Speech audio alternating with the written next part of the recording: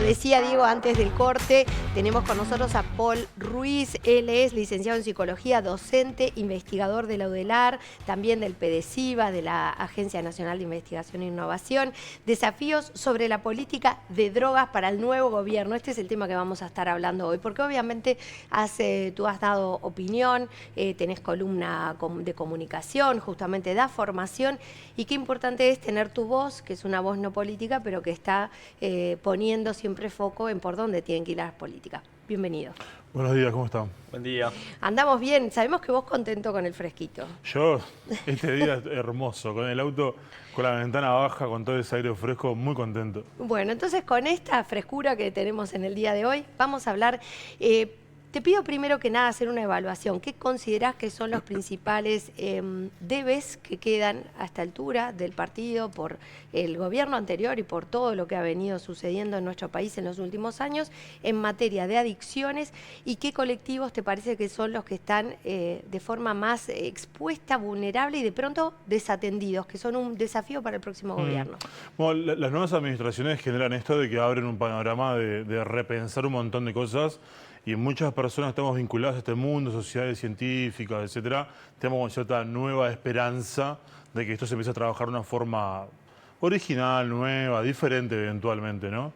Venimos de un gobierno que se vinculó muy mal con las drogas, que hizo cosas a nivel científico que estaban bastante mal, habilitar cuestiones que no había que habilitar, sacar impuestos que no había que sacar. O sea, en realidad, en ese sentido, habría que como retomar algunas líneas de trabajo que apuntan más que nada al aspecto preventivo, ¿no? ¿Podrías puntualizar como para que nos demos cuenta de lo que Sí, estás bueno, diciendo? en el gobierno de la calle se sacó se intentó flexibilizar algunas cuestiones vinculadas con la ley de antitabaco, se trabajó con algunos impuestos, hubo una movida grande cortada por la pandemia de flexibilizar el cero alcohol en el tránsito.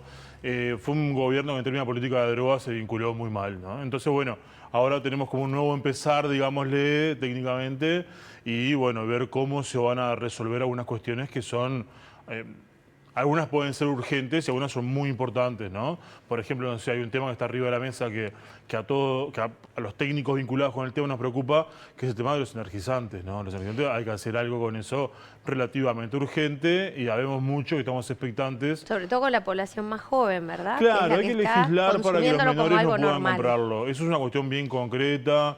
En términos científicos tiene todo el respaldo. O sea, un menor de 18 años no debería poder ir a un supermercado y comprar una bebida energizante. Exacto, Después hay ni otro... tomarla en un centro de estudios, por No, ejemplo. o sea, eso no debería poder acceder a Claro. ella. Hoy un chico de 14 años está en un liceo y cruza al kiosco de enfrente y se compra una bebida, se la lleva y la toma dentro. Eso no debería Sí, la pone en pasar. la mañana arriba Exacto. de su pupitre. Y después hay otras medidas que otros países han tomado, por ejemplo, que han legislado en torno a los envases, pues son envases muy coloridos y que llaman la atención. Algunos países se tomaron medidas de tipo en las cajas de tabaco, donde todas las bebidas energizantes tienen tipo un color oscuro, opaco, toda la misma. Pero, por ejemplo, si vos le pones un etiquetado de advertencia, ¿vos crees que puede bajar ese consumo? No, de hecho, hay algunos trabajos hechos por un grupo de la universidad liderado por el doctor Gastón Ares, que han mostrado cómo, por ejemplo, cuando toman algunas energizantes y les ponen indicadores que tienen un exceso de cafeína, son preferidos.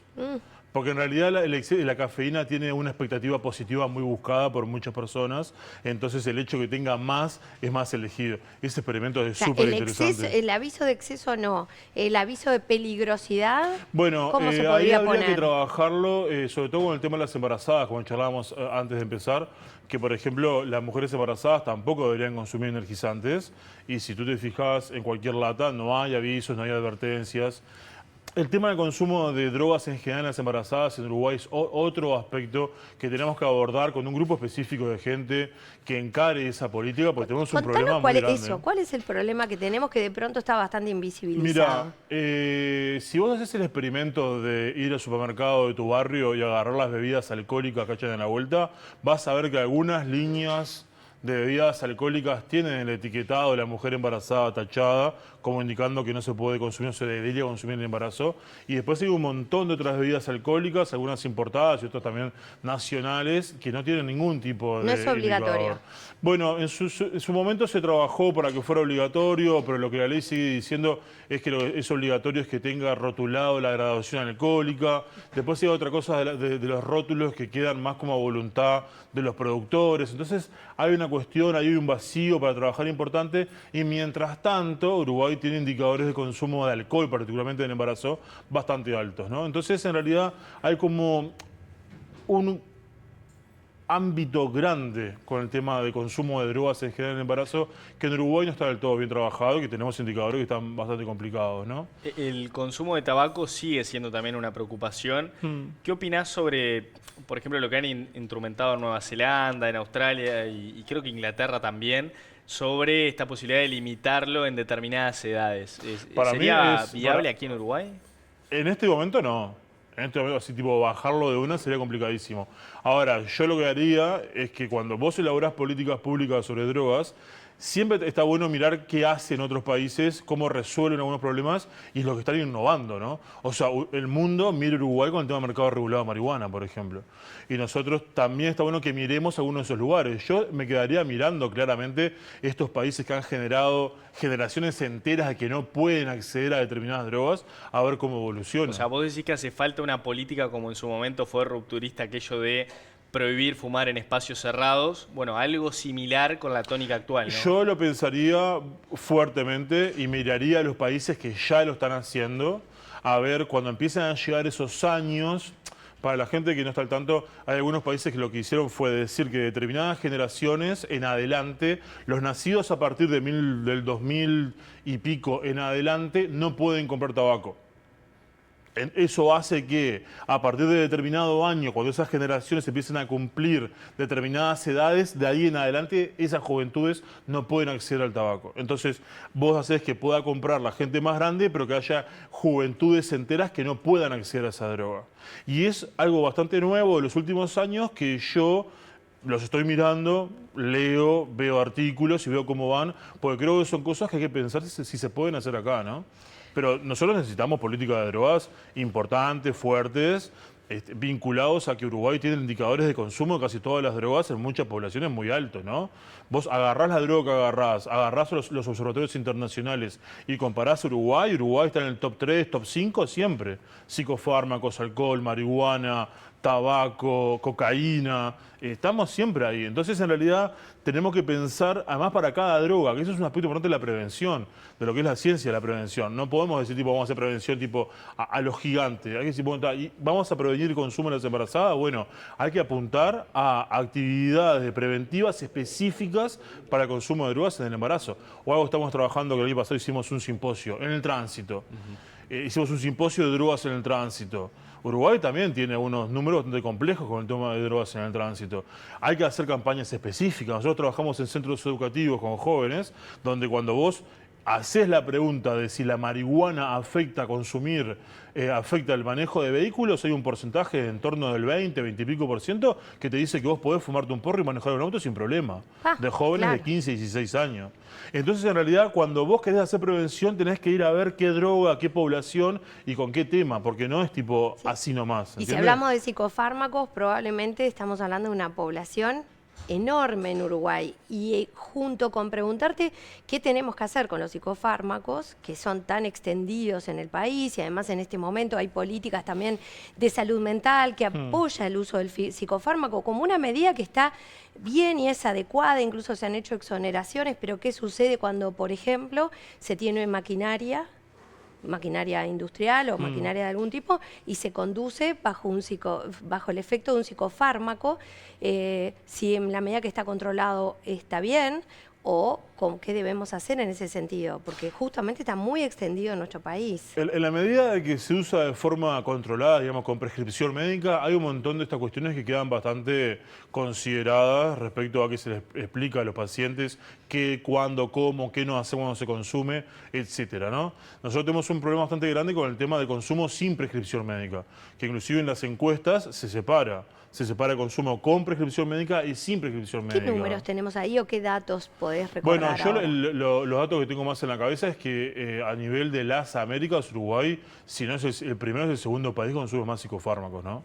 Claro, claro, es tremendo. Pero ahí tenemos un tema muy importante que sí habría que trabajar en prevención y en regulación, que es el tema de consumo sin prescripción médica. Eso es tremendo. Porque ahí hay, el mercado ilegal que hay también. Claro, hay un mercado ilegal muy grande, hay lugares que se accede sin receta, porque en realidad la receta del psiquiatra juega en la prevención del consumo, digamos, Claro. ¿no? Pero si vos en algunos lugares podés comprarlo sin receta, estás expuesto a poder consumir sin que alguien esté controlando su consumo. Claro. Y se ha generado una red, digamos, a nivel cultural o social de gente que se recomienda.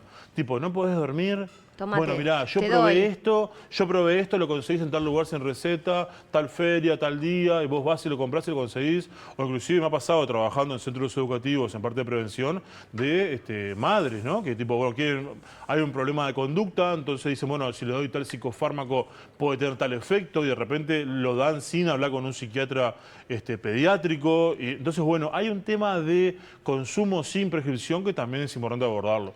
Pero te digo, o sea, cuando uno va abriendo las puertitas, vos decís, bueno, con el alcohol esto, con las embarazadas esto, con el energizantes esto, el psicofármaco, y es como que el perfil es bastante grande y tenemos muchas cosas para hacer, ¿no? El otro día estuvo aquí en esta mesa Daniel Radío, que va a estar al frente de la Junta Nacional de Drogas. Él decía que en 40 años nos va a dar vergüenza haber discutido la regulación del cannabis. Sí, tal cual. ¿Vos qué opinás? Totalmente.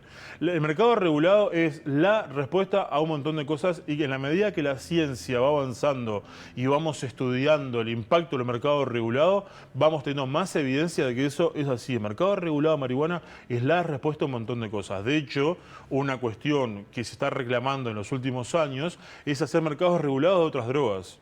Hay colectivos, sociedades científicas en Uruguay que se dedican, por ejemplo, a trabajar con psicodélicos, que están trabajando en la interna de la propuesta de mercados regulados de psicodélicos. Los psicodélicos es un mundo súper interesante, que está bastante poco regulado y que nosotros deberíamos meterle también mano a eso, porque en otros países es totalmente legal, se hace de uso médico el uso de determinados psicodélicos para determinados efectos psicoterapéuticos. Nosotros ahí deberíamos meternos con esa legislación y deberíamos hacer un montón de cosas. Eso que marcan algunos políticos de que, por ejemplo, la marihuana es la puerta de entrada a otras drogas. Eso es absolutamente falso y lo hemos discutido a morir, y ya a esta altura, eso que decía Daniel de que da vergüenza, ya da vergüenza. Tipo, una persona, sea político, sea técnico, venga y te diga eso, otro técnico, tipo, cerrás los ojos y sacudís la cabeza y decís, pues no puedo estar diciendo esto porque es totalmente falso. Bien. Perdón, te pregunto, siguiendo con Daniel Radío un momentito nada más, Daniel Radío ha tenido una responsabilidad importante en este tema durante el actual gobierno. Tú decías que el gobierno actual ha sido muy omiso y ha hecho cosas muy mal. ¿Hay continuidad en la medida que Daniel Radío continúa también en el área de drogas en el próximo gobierno? ¿Lo que hacía dentro de este gobierno Daniel Radío estaba dentro de lo que tú sentís que considerás que es adecuado? Porque hay una continuidad ahí. Entonces, ¿qué significa? Ahí tenemos que separar un par de cosas que son muy importantes. Una es el mundo técnico, el área técnica, y la otra es el área política. ¿Tá? En términos técnicos... Pero Daniel Radío es una persona que representa un partido político, pero, además de un pero técnico. Daniel es médico y tiene una formación específica en consumo de drogas. El trabajo de Daniel es intachable, es totalmente intachable. Nadie le puede decir nada y nadie le puede reclamar nada de los técnicos. Sí le reclamó durante el proceso de gobierno a su partido, porque Daniel planteaba cuestiones técnicas bien planteadas, mientras de su gobierno le estaba diciendo que capaz que no estaba bueno que dijera eso. La marihuana como puerta de entrada fue uno de esos. Daniel salió a decir, esto no se puede decir, y dentro de su partido le querían reclamar el cargo por estar sosteniendo una verdad técnica. Entonces, el trabajo técnico es una cosa y político de otra. Daniel hizo una excelente gestión, a nivel técnico es defendido, lo defendemos a Daniel. Otro capítulo es lo que su partido quería hacer a nivel de drogas. Que Daniel cada vez que pudo se opuso, en cierto sentido, a algunas embestidas más políticas y poco técnicas. Con lo cual Estoy siendo considerás muy que elegante eso- en las palabras que estoy utilizando para no decir cosas que pueden ser un poco más duras. Pero el gobierno que sale, el que sale ahora, fue nefasto en términos de drogas. Uno de los pocos momentos donde hubo cordura fue cuando Daniel abrió la boca. Perfecto, o sea que hay una, digamos, una evaluación positiva hacia adelante con este nombramiento y con la continuidad de Daniel. Sí, sí, claro. En términos técnicos seguro y políticos supongo yo que si el Frente consideró que él tenía que seguir en determinados lugares, también tiene que considerar una buena evaluación política, ¿no? Exacto. Bien, yo quiero ir un segundo al consumo de alcohol y preguntarte si está la posibilidad de que se aumente quizás a partir de los 18, no, que sea a partir de los 21, si podría ser una solución. Y por otra parte, ¿qué pasa con la tributación, no? Porque Uruguay se lo cuestiona en ese sentido de que no tiene una tributación que quizás pueda ir frenando ese consumo de alcohol que hoy se plantea como una problemática. Sí, tal cual. Mira, el tema de los 21, solución no es. Porque la ley dice que el consumo legal es a partir de los 18 y las estadísticas del Observatorio Uruguayo de Drogas dicen que arrancan a los 13. O sea que tenés un espacio de 5 años en el medio de lo legal y lo que realmente pasa. Sí, con las cédulas falsas. Pasa en Estados Unidos todo el Hay tiempo. millones de formas de poder accederlo. Sí. Acceden, lo hacen. acceden. ¿Tá? Pero además podemos contar historia. Me ha pasado muchas veces trabajando en centros educativos de que los padres te preguntan, tipo, tengo cumpleaños el 15 de mi hija. Y ¿Qué les doy? Claro, y si pongo alcohol hay menores y si no pongo alcohol no va nadie. ¿Y cómo lo resuelvo? Y de repente no ponen alcohol, pero los chicos adentro del cumpleaños llaman a alguna empresa que es delivery, que no vamos a dar nombres, y compran por una empresa delivery unas botellas de cosas y las ponen de costado adentro del cumpleaños. Esas cosas existen constantemente y parte de la adolescencia, explorar es uno de los puntos que inicia el consumo de alcohol. Entonces, Exacto. la adolescencia está metida como característica en todo eso. Ahora, si tú me decís, 21 es la solución, no, no es la solución, porque 18 tampoco es la solución. Pero sí 21 tiene más fundamento que 18. Porque 18, en definitiva, a nivel biológico, a nivel neurobiológico, no tiene demasiada relevancia. Ahora, 21 ya es una edad donde el cerebro tiene como otro desarrollo, otro tipo de formaciones, y además le daría esa información a las personas, tipo, ¿por qué 18? Es una encogida de hombros. ¿Por qué es 21? Bueno, neurobiológicamente tiene una respuesta de por qué Te 21. pregunto, hoy decías, Uruguay está entre los primeros lugares en consumo de todo tipo de drogas, ¿verdad? ¿Cómo está afectando a la sociedad uruguaya en su conjunto en comparación con esos países que están en menor nivel de consumo, ¿verdad? ¿Qué hace distinto a la población uruguaya por consumir este tipo de ¿Vos decís drogas? por consumir o Sí, porque a consumen ver, su sustancia? Somos tan consumidores de todo Sí. tipo de sustancia. ¿En qué nos cambia, en qué nos afecta como Bueno, sociedad? en- ¿En qué termina redundando? Porque al fin y al cabo lo que importan son los efectos, ¿verdad? ¿En qué redunda? Bueno, no solamente importan los efectos, también a nivel científico es interesante el por qué nosotros, ¿no?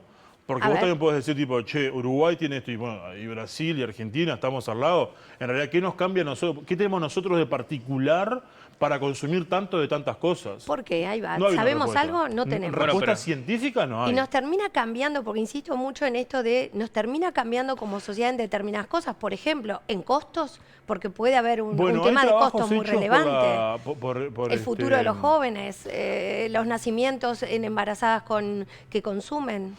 Hay algunos trabajos hechos en la Facultad de Economía.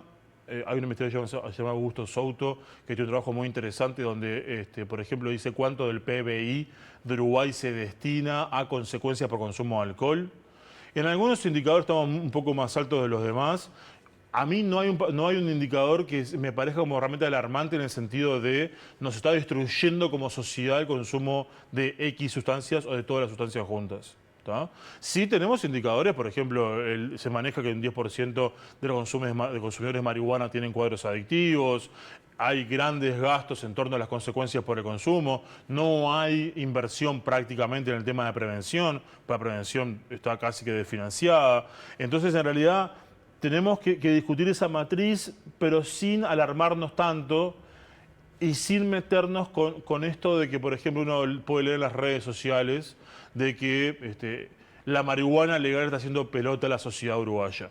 Ese tipo de cosas no pasan, no es verdad. Quizás no es real. esa falta de urgencia, de sentido de urgencia, también hace que haya menos foco en prevenir y demás, ¿no? Bueno, el foco en prevenir tiene que ver con muchas cuestiones. Algunas son de recursos, otras pueden ser políticas, inclusive hasta de vínculo con productores. O sea, por ejemplo. Uruguay, hay una frase que siempre se repite, Uruguay ganó la lucha contra las tabacaleras, pero las tabacaleras estaban afuera de Uruguay. Nosotros los productores de alcohol los tenemos adentro de Uruguay. Entonces ya la dinámica de debate es diferente. Cuando Diego preguntaba el tema de los impuestos, lo que a nivel científico está recontra comprobado es que si tocas el bolsillo, consumo baja. Claro. ¿Tá? Hay 1000 formas de hacer prevención, muchas. Pero si yo te digo, esto hoy sale 50 pesos y mañana sale 75, el consumo va a bajar seguro. Uruguay tiene algunos guiños que le hace la industria del alcohol, de tipo, bueno, te rebajo acá, te subsidio acá, entonces la cerveza no queda tan cara comparada con la región y el vino tiene un impuesto más bajo comparado con el resto de los países. Hay un montón de guiños en la vuelta que también hacen que esto quede más barato. Lo que sí es verdad es que en términos políticos, si nosotros quisiéramos hacer determinadas cosas, se podría lograr una bajada de consumo en muchas cuestiones, pero tenemos que tener siempre presente a nivel político, no científico, que tomar ciertas decisiones va a afectar a la industria que está dentro del país. Claro, y que eso significa también puestos de trabajo y demás, pero hay que pensarlo dando un paso más arriba. Exacto. Y también tomando y otro tenemos tipo que de tener bien prevención. presente esta fórmula. La única forma de que se consuma menos es que se venda menos. O sea, no hay forma de que se consuma menos vendiendo lo mismo o que se consuma menos vendiendo más. Entonces, esto va a afectar a alguien. Va a afectar a alguien y tendremos que estar atentos a ver Exacto. cómo se maneja. Gracias, Paul, por habernos traído esta información. Evidentemente seguiremos hablando, es un tema que nos convoca todo el tiempo, ¿verdad? Hay mucho para hablar allí. A las Muchísimas órdenes. gracias.